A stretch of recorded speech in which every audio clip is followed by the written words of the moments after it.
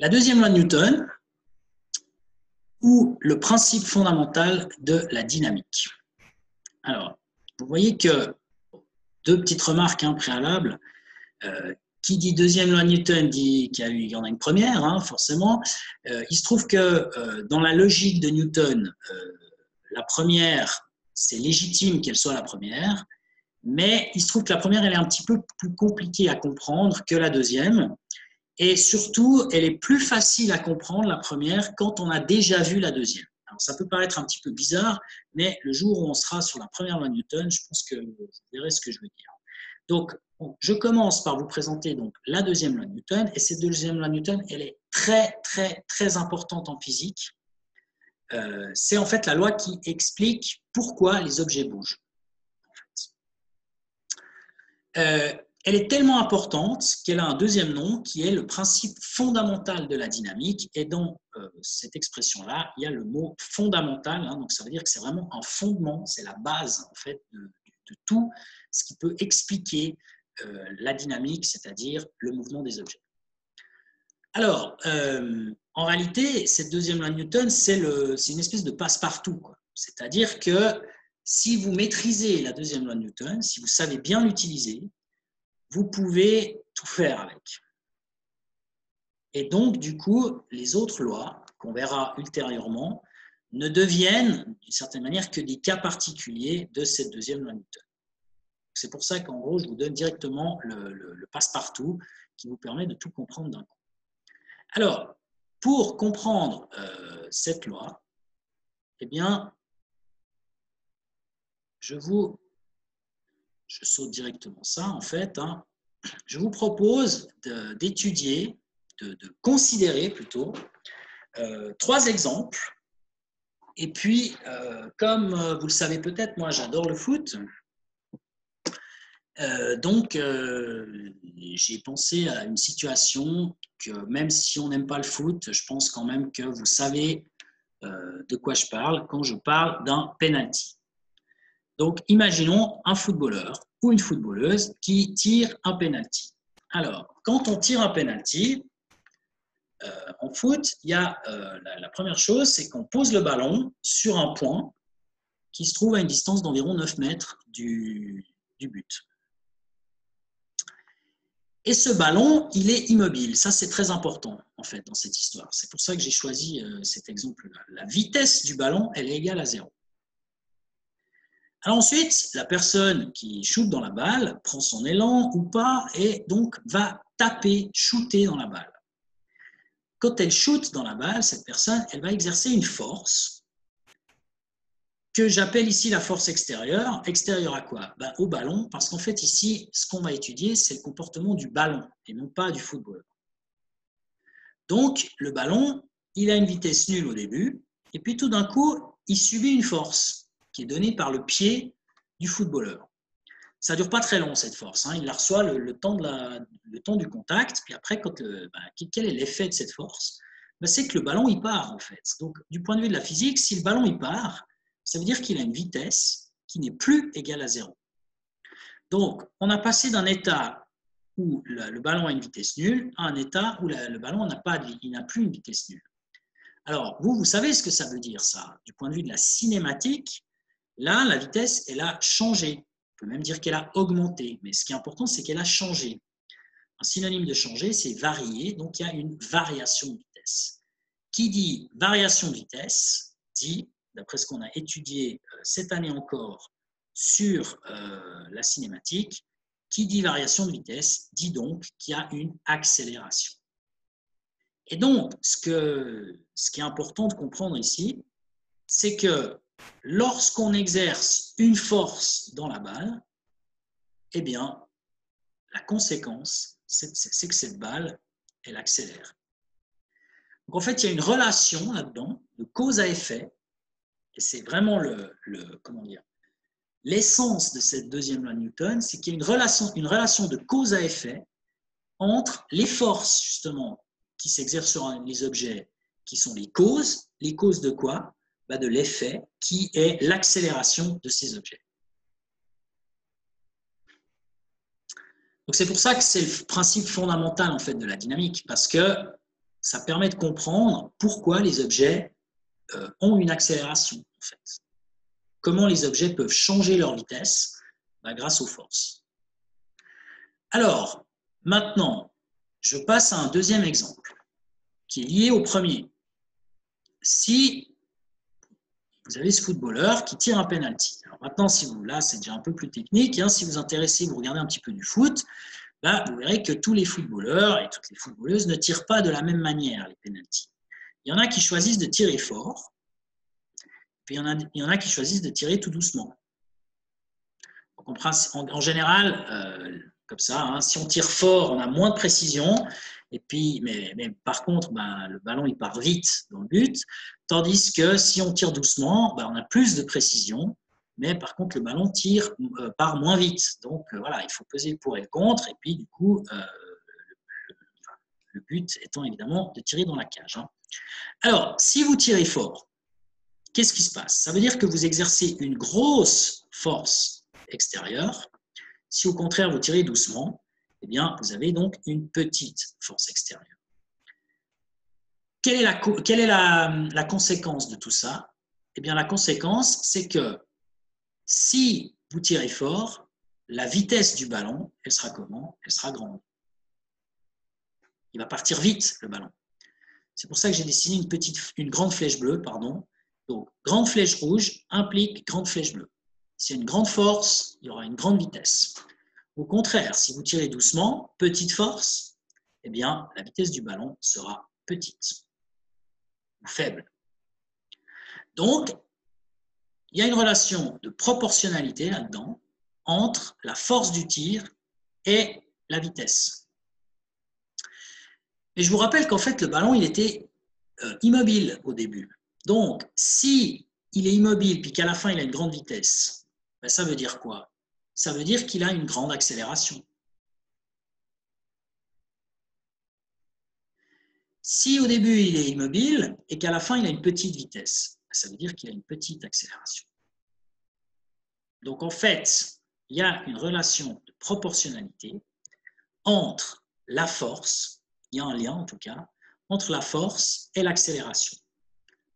Plus la force est grande, c'est ce que j'ai marqué dans l'encadré rouge en bas, plus la force est grande, plus elle augmente, plus la variation de vitesse augmente et donc plus l'accélération augmente. Plus la force est grande, plus l'accélération est grande. Plus la force est petite, plus l'accélération est petite. Donc on en est à deux considérations. S'il y a une force, alors il y a une accélération. Et puis en plus, plus la force est grande, plus l'accélération est grande. Alors maintenant, j'en arrive à ma dernière situation que je voulais voir avec vous. Alors cette fois, ça n'a plus trop à voir avec le foot, hein, mais c'est toujours une histoire de taper dans quelque chose avec le pied. Alors imaginons maintenant que vous tapiez dans un petit caillou ou au contraire dans un gros caillou. Ce qui différencie un petit caillou du gros caillou, c'est la masse. Hein. Un petit caillou a une petite masse, tandis qu'un gros caillou a une grosse masse, une masse élevée. Alors, imaginons maintenant, si vous pouvez faire l'expérience, mais évitez de taper dans un caillou, ou taper dans un ballon ou dans une balle de ping-pong ou une balle de tennis. Si vous tapez, et c'est ça qui est très important, avec la même force, imaginez que vous exerciez la même force sur ces objets. Eh bien, si vous voyez ici, hein, les forces, je les ai dessinées en rouge, la taille des vecteurs est la même. Vous pouvez mesurer, hein, c'est le même vecteur, j'ai fait un copier-coller. Alors, si l'objet il a une petite masse, quel va être l'effet? Eh bien, il va partir vite. Donc, s'il part vite, vu qu'il a une vitesse initiale qui est égale à 0, ça veut dire qu'il a une grande accélération. Donc, s'il y a une petite masse, alors il y a une grande accélération. Si au contraire, la masse est grande, si la masse est grande, l'objet ne va pas partir très vite. Si vous tapez dans un gros caillou, carrément le caillou, peut-être qu'il ne bouge même pas du tout, quoi, hein, en fait. Donc en fait, plus la masse augmente, plus la vitesse de l'objet massif sera petite. Donc du coup, l'accélération qu'il va subir, c'est une accélération qui est petite. Alors, en gros, on peut dire ça comme ça. On peut dire qu'on a la masse, si la masse augmente, alors l'accélération diminue. Puis donc, inversement, si la masse diminue, alors l'accélération augmente. C'est ce que j'ai écrit dans le rectangle rouge ici. Alors, ces trois considérations que je rappelle une dernière fois, donc s'il y a une force alors qui s'exerce sur un objet, alors l'objet va accélérer. Deuxièmement, si plus cette force augmente, plus l'accélération augmente. Et puis troisièmement, si on a deux objets de masse différente qui subissent la même force, celui qui a la masse la plus petite aura la plus grande accélération. Alors ces trois conditions, ces trois considérations plutôt, elles se réunissent dans ce qu'on appelle la deuxième loi de Newton que j'ai représentée ici. La deuxième loi de Newton, elle est assez simple en fait à assimiler. Elle dit F égale ma. Alors F, c'est quoi? C'est la force avec laquelle on tape, par exemple, dans le ballon. Ce F, c'est la force extérieure qui s'exerce sur un corps, donc par exemple sur le ballon de foot de tout à l'heure. Et puis l'accélération, je l'avais dessiné en vert, mais je vais le faire en bleu maintenant, c'est l'accélération du ballon. Alors, vous voyez que là-dedans, dans ce rectangle, il y a les trois considérations qui apparaissent. Premièrement, s'il y a une force, alors il y a une accélération. Les deux sont liés par l'égalité, qui n'est pas une vraie égalité, puisqu'il y a la masse qui intervient ici. Alors, qu'est-ce que je peux mettre encore comme couleur? Je vais mettre du jaune, du orange, là, ici. Donc, on voit que la force et l'accélération sont liées. Donc, là, la relation de cause à effet, s'il y a une force, alors il y a une accélération. Ensuite, si la force augmente, eh bien, si cette force augmente, eh bien, le résultat, c'est que l'accélération, elle aussi, va augmenter. Ça, c'est la deuxième considération. Et puis maintenant, si on considère que la force est une constante, donc on tape de la même manière dans un gros objet ou dans un petit objet, eh bien, on a vu que plus la masse de l'objet diminue, plus son accélération va augmenter. Donc, ces trois considérations, elles sont reprises en quelque sorte dans cette formule, qui n'est pas vraiment une formule, qui est une loi en fait. Alors, maintenant, encore deux transparents et j'ai terminé. Si on s'intéresse à la norme de ces vecteurs, à leur longueur en fait, comme vous faites en maths, quand vous faites la norme, vous mettez des barres sur les côtés ici. Alors, si on s'intéresse uniquement à la norme des vecteurs, ça, c'est ce qu'on appelle f, et puis ça, ce sera égal à m fois a. Mais m, c'est la masse, elle ne peut pas être négative, donc c'est forcément positif. Donc, on a f égale ma sans les flèches, tout simplement. Ça, c'est l'écriture, la deuxième écriture de la deuxième loi de Newton, qui mérite aussi quelques commentaires. F égale m fois a. F, c'est une force, donc vous le savez, ça se mesure en newton. Ici, la masse m, vous le savez, elle se mesure en kilos. Et donc, l'accélération, comme vous le savez, d'après la cinématique, ça se mesure en mètres par seconde carré. Et donc là-dedans, on retrouve la définition de ce qu'on appelle le newton, qui est l'unité de mesure des forces, puisque les unités des forces, qui sont les newtons, ce sont des unités de masse, c'est-à-dire des kilos, c'est ce que j'ai écrit ici, fois des unités d'accélération, c'est-à-dire des mètres par seconde au carré. Donc finalement, 1 newton, c'est 1 kg fois 1 mètre par seconde au carré, c'est donc 1 kg fois des mètres par seconde au carré.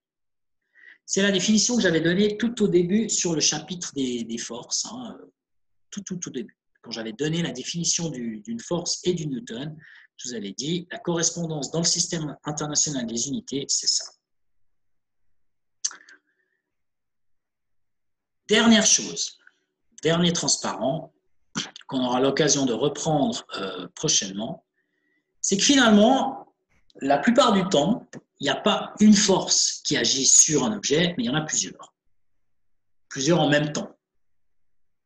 Alors, par exemple, vous, en ce moment, vous êtes assis sur votre chaise, vous couchez sur votre lit, ou je ne sais pas comment vous êtes, eh bien, vous subissez un poids de la part de la Terre et puis une force de soutien de la part de la chaise. Donc, vous en avez déjà deux, par exemple.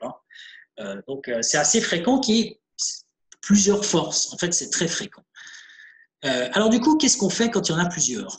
Eh bien, la deuxième loi de Newton, on applique ce qu'on appelle sa généralisation de la deuxième loi de Newton, mais on peut l'appeler la deuxième loi de Newton tout court, mais c'est juste pour dire qu'elle est généralisée au fait qu'il y ait plusieurs forces.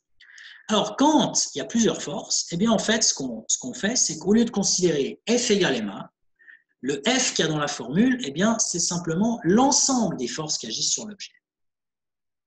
Donc, l'ensemble des forces qui agissent sur l'objet, c'est ce qu'on appelle la résultante. Ça, c'est la résultante, R. C'est ce que j'ai écrit ici, donc je ne vais peut-être pas le réécrire. Lorsque plusieurs forces agissent simultanément sur un corps, l'effet subi par le corps est donné par la résultante des forces, c'est-à-dire la force globale qui s'exerce sur lui.